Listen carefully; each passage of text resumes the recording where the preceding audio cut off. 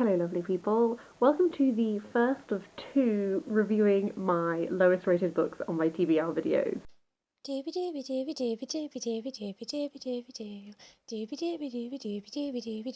Sophie Vlogs. So fairly recently I posted a video going through the top 7 lowest rated books on my TBR. Thank you if you responded and told me which books you would be interested in me reading. For this first video I have read 3 and then the next video I will read the remaining 4. I decided to go for a combination. So, I read the highest of my lowest rated books, the lowest of my lowest rated books, and then the midpoint, because I thought that might be quite an interesting, comparative point to begin with. And I definitely have some thoughts. I will start off with the highest of my lowest rated books, which was Shades of Milk and Honey by Mary Robinette Kowal. I read this on my Kindle. This has a Goodreads rating of 3.49, so, I think that's, respectable. Interestingly, I gave this a 2.5 stars. I actually have a lot of feelings on this, and I wrote a really long Goodreads review, which I don't always do. I think the thing is I wish that I had read this when I had shelved it on my to-read shelf on Goodreads in 2014, because I think I would have got a lot more out of it having read it then than I do reading it now. So this was sort of billed to me as Regency world with magic, and those are definitely buzzwords of mine. We follow Jane. She is the plain sister in comparison to her beautiful sister Melody. This has a very typical Regency romance sort of plotline of trying to find suitors, attending balls, going on walks, and that kind of thing. But it has this backdrop of this magical element, which in this world is called glamour, and it is sort of, it's not an active magical element in the book, it's more that it's like a skill that people have. They can do these glamours, so there's someone who is commissioned as a glamouralist, that's a really hard word to say, and can enhance or create visions using this sort of magical glamour.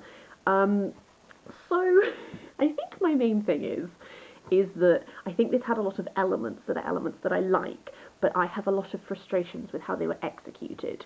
So one reason that I wish that I read this when I first was interested in it in 2014 is because I think this would be a really great gateway book to people who might be interested in reading Jane Austen but have not yet done so. So I know when I was a younger reader, I was interested in Jane Austen, but I was much more comfortable reading fantasies and that kind of a thing. So I think for people who might want to transition into trying out some Jane Austen, this is a great way to dip your toe in, because you have a lot of traditional Regency plot lines, but with the interest of a magic system and a little bit more melodrama than you would find within Austen herself. So I do think there is an audience for this book, and I don't think it is terrible. However, I have some complaints. The first of these is that if you are an Austen reader, there will be elements of this that will feel very familiar to you. So, for example, Jane and Melody feel very similar to Eleanor and Marianne from Sense and Sensibility. However, one of my big issues with this is that I found that sisterly bond completely lacking, which was hard. So, in Sense and Sensibility, the sisters do sometimes clash, but there's a sisterly bond at the heart of it, which I really liked, and it really keeps you drawn in with what they are doing. In this one, I just felt like that sisterly bond was just not there. Melody as a character is incredibly selfish, cruel to her sister, and essentially I felt like every single conversation the two sisters had would devolve into Melody saying mean things to Jane, or an argument. There were the moments of them liking each other were so few and far between that I found it really hard I just found it unpleasant every time they interacted, but in a way that is difficult because oftentimes in unpleasant interactions with your main character you would want to then root against the person who makes them feel terrible, but the plot, Jane is acting in ways at times to try and protect her sister, and it becomes really hard to root for it because they're just not nice. So that was a complaint for me for sure. I felt like any warmth in that relationship was so lacking. I also felt like there were a lot of parallels with Pride and Prejudice. The smaller one would be that there is a love interest and their interactions feel very like he's brooding. He doesn't like her initially. They clash. Blah blah. There's like a little Mr. Darcy element at the edges. Um, but the main one was that there is very much a George Wickham figure in this, and there is very much a George Wickham-esque plot line. It was frustrating as a reader because most of the plot of this book is quite slow-paced because it is a classic Regency novel. It is then quite frustrating to know to know what is going to happen and to take a very long time for it to happen. This is aided by the fact that Jane is I sympathise with Jane a lot because she is the plain sister and she has a great amount of insecurities related to her feelings of inferiority in comparison to her sister. However, this makes her act in a way that is frankly unbelievably dense at times. It just feels that she's a very intelligent woman for a lot of the text. She's very learned, except for when it comes to this one area of her life, and then she can no longer see any truths apart from what she imagines is the case. And that was incredibly frustrating as a reader also, paired with this predictability of having an understanding of what plot things were going to be, to have that held up by someone being obtuse to the extreme in regards to who is interested in whom and where people's true affections may lie and everything. Just, it was frustrating. And I think this would have been less frustrating were the pace and plotting slightly different, because this is a very slow-paced novel, and these things combined. Also, the whole love interest, there's sort of a love triangle that Jane finds herself within, but we find ourselves spending the majority of the time with the person who she is not going to end up with, and then that in itself feels very jarring when you're suddenly supposed to be like, oh no, wait, now she's into this other guy, and you're like, but you've spent 80% of your novel extolling the virtues of so-and-so. So I think some of this, if this pacing had been different, I would have liked it more, because it's slow pace, slow pace, slow pace, and then you have an extremely melodramatic crescendo whereby people go absolutely wild, and there are like duels and horse races and like all of like threats of violence, you know, and it's just, I found it very, like, I wanted the pace to pick up, but when it did so suddenly, I was like, what? However, a thing that I liked about this is I did really like the idea of glamour. If you're someone who's coming into this wanting like a in-depth magic system that is an active part of the plot, you will be disappointed, because that's not what this is. But I found glamour interesting, and I found the descriptions of the working of glamour very interesting. In some ways I wish there had been, I don't know, glamour was something that felt like it had all these assumptions to do with gender and class, like women of a certain class were expected to practice glamour as like one of their womanly arts, but equally if you overused it, that was frowned upon, which in a way that I feel like is very tied to like class.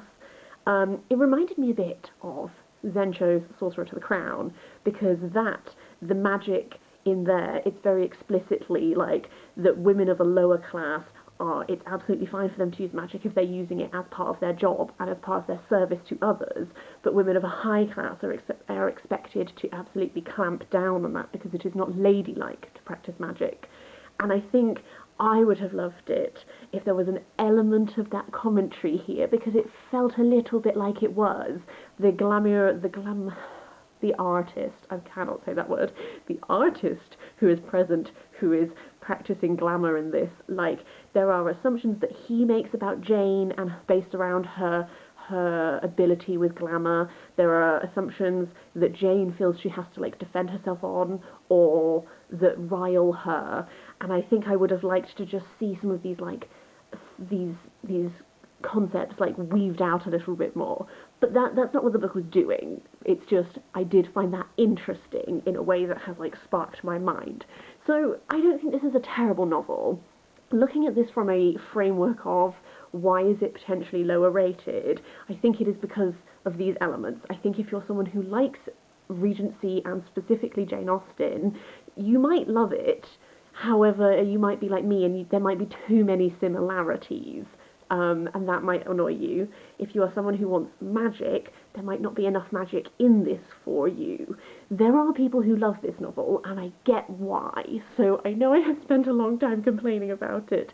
I don't think it is awful. It just did not work for me. To move on to my midpoint rated book, that was another Kindle read, but that was Secrets of the Starcrossed by Clara O'Connor, which has a 3.36 rating on Goodreads. I DNF'd this book. I said in my lowest rated books TBR video that I was going into this with my eyes open, and if I didn't like it, I wasn't allowed to complain too much, so I won't. I think what I was interested in with this book was that it starts at a point that is, what if the Roman Empire never fell? And what if the Roman presence in Britain never went away? And that's what interested me about this book. I was super interested to see what this, because it's the world that we are following is like contemporary to our timeline, but it is this alternate history. So like, what would a modern world look like? So I was really interested in all these, like, a Roman-inspired, infused world. What this really is that is the backdrop, absolutely. This is a very classic YA romance fantasy kind of plotline. We follow Cassandra. She is the adopted daughter of, like, a well-to-do tradesperson, and she essentially she's betrothed to this guy called Marcus, who is a very important member of society. His family is very influential, but she feels drawn to this guy called Devin. Devin, like, may have some connection to the Celtic Britons outside of the city's border, and then it's quite a very traditional, like, this society might be a little bit more, like, controlling and dystopian and blah, and which boy will she end up with? I DNF'd this about 34% of the way in, so I got about a third of the way through, for a couple of reasons. I knew that the sort of YA romance aspect wasn't going to be what would draw me into the novel, but what I hoped was that the world would be enough to keep me really gripped. What happened is that I found myself quite confused by the world building, so initially I did really enjoy seeing these, how these Roman aspects were presented in this society. I think one thing is I just felt like Clara O'Connor was in some ways trying to do too much with the world building. We got quite a few moments where we got, like, info dumpy sections that explained history that had happened, but I found it confusing because I like history. This is why I was interested in the novel. I feel like my grasp on history is fairly okay. I don't know if I'm being really dense. I didn't understand why she was weaving some of the strands in that she was. So this is a Roman-based society. So the southeast, this little section, is Roman. There's like a border, and then beyond that border, it is like Briton. Why, in that case, there's a character whose connection, essentially he's like the crown prince of the Plantagenet line. Why would that matter? If Rome never fell, and if this is a Roman society, and we never had, like, the Norman invasion, like, the House of Anjou, like, why does the Plantagenet line matter in this world? Similarly, there's a whole thing to do with, like, the Tudor line, and again, despite having info dumpy sections where they just sort of kind of, like, gave you history, I don't understand why we were bringing Tudor Plantagenet in to what is essentially a conflict that's going to revolve around Roman versus Celtic. Don't understand it. Also, like, it's Roman, but they use, like, Hades instead of Pluto. And again, I was like, what's occurring here, guys? So the world building aspect wasn't giving me what I wanted it to. The plotline felt like it was just turning into a repetition of, we're trying to get out of this place, but we keep not being able to get out of this place. And I was like, how many times are we going to do this? Circle and circle. And then finally, when my interest was fading a little bit, I did go and look at reviews, and I saw some reviews that talked about how there's a moment in this book, but then also in the second book, there is a much more egregious moment that is to do with overriding of consent and not being able to give consent in romantic and sexual situations in a way that I felt uncomfortable with, and I was just like, why would I continue this? Like, the bit in this novel, I was like, okay, that's not great. And I thought to myself, I'm probably going to give up on it. Let's look at some reviews for the next book, just to see. And I read a review of the next book, which I will link down below, just in case you're interested in this series and want to know the spoiler details of what I'm talking about. That just absolutely, I was like, I have no interest in engaging with this nonsense.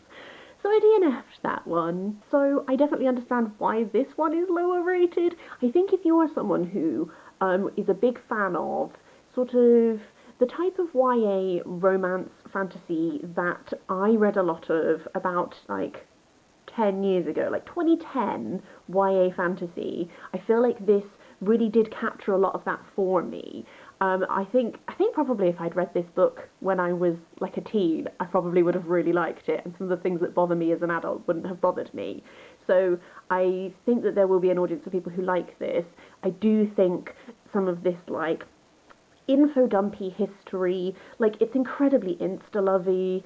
We haven't even really engaged, like by the time I tapped out, Marcus hasn't even really been a character. I think it feels pretty clear who she's supposed to end up with. I don't know. So I personally was very underwhelmed by this book. I do understand why this one is lower rated, and I probably should have just listened to the booktubers that I trust who said it wasn't very good, but I needed to know for myself, and now I do. The final book was my lowest rated book, which is This Brutal House by Niven Govinden, which had a 3.09 rating on Goodreads.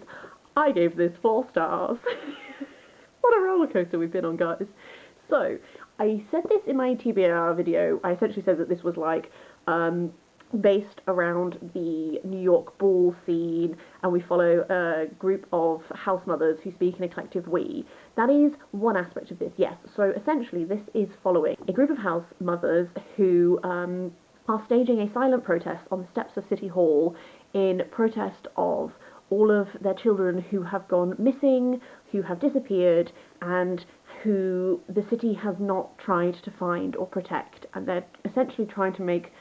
They have tried to do everything that they can within the system, and now they find themselves in this position of acknowledging that the system will never help them. So they do this silent protest. So the narrative points of view in this are this point of view of the mothers, where they speak in a collective as we, the point of view of Teddy, who is one of their children, who they took in and raised, and he now works for the city. So Teddy's perspective is quite divided because he loves and supports the mothers, but also is part of this system. So he's in this spot of being sort of a middleman in this situation. And then we have another perspective who is the Vogue caller, and I admire the audacity to do like 10 pages that are just listing different categories, stuff like that.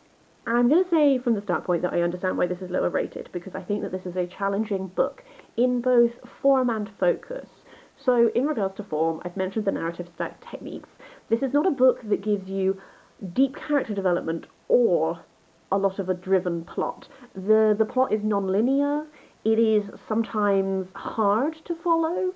So I understand why people find this difficult to engage with, and because specifically with like the mothers, because they are talking in a we, like you never know them individually because that's not the point. So it is a little bit harder to connect to individuals in this. However, I kind of just let myself be taken by the narrative, and that really worked for me. And equally, in regards to the plot, a lot of this remains unspoken and unresolved, which feels quite fitting because this is taking the form of a silent protest. You're not given all the answers. When you get Teddy's point of view, you get to see about Sherry, who was another one of the people that the house mothers took in, and Sherry goes missing after a ball event, and so much of this, like, Teddy wants answers, the mothers want answers. Will you ever get answers? That's kind of an aspect of this. So I just think that, like, the fact that you don't get answers feels very fitting for me, because, like, these people don't have answers. The mothers have tried engaging with the system, and the system has rejected them. So they are working outside of the system in the way that they know how. This kind of reminded me of The House of Impossible Beauties by Joseph Cassara in some ways, in that your like one-liner would be that it's like focusing on characters involved with like the Vogue ball scene, but actually you get glimpses of the ball scene, but really you're focused on characters who are connected to that. And really this is exploring like so many other really enduring topics, like violence faced by marginalized people in America, specifically in this case black gay people, black trans people. It's focusing on police violence, but also police indifference, how the system is set up to work for some but not for others, like the struggle to get your voice heard, the struggle to get answers. These are all like very big topics. Also, like the view on the mothers and the children that they take in, and that scene is also a complex one. These are not always shining paragons of virtue. Like, you get to see the mother's failings, you get to see in these groups of people like the selfishness, the vanity, like stuff like this, like people who are out for themselves, people who, even though they are doing wonderful things, may not always, like, everyone has failings, everyone makes mistakes, and that is shown in this. I think you will get on with this best if you are willing to embrace an unconventional narrative, a non-linear structure, and the knowledge that you will not necessarily get solid answers, but you will, however, be given a lot to think about. I think this is a book that I will not necessarily be able to give justice to like everything it is tackling, but I think it is one that is going to stay with me, that I'm going to think about for a long time. I am not wholly satisfied by it. Specifically, like, there is something that Teddy does as part of his narrative that I don't really understand, but I also think that maybe Teddy doesn't really understand either. So I'm not saying that this experimental form is one that I like always really fully understood, but I am saying that I actually really found myself very affected by it. I think it's going to stay with me. And as a person who, I often say, I don't get on very well with like narratives that might be more like stream of consciousness or that kind of thing, I'm actually almost surprised at how much I did like this, because I do feel like occasionally it verged into that a little bit with some of the perspectives. Yeah, I understand why this is lower rated. I really liked it. Of the 3 books talked about in this video, this is my favourite. This one's going to stay with me. So, as a first attempt of looking at the lowest rated books on my TBR, I have found this really interesting. I understand why all 3 are lower rated. It has been an interesting experience to read them with that in mind, but then also to just ignore, like, I tried going in, I never wanted to set myself up to be like, I'm probably going to DNF this because it's lower rated and that kind of thing. Like, I always was like, this is why I picked this book up. These are the reasons why I was interested in this. Let's have a look at how this concept is executed. So, yeah, I would love to hear your thoughts on any of these. If you have read them, if you haven't read them, please do leave a comment down below.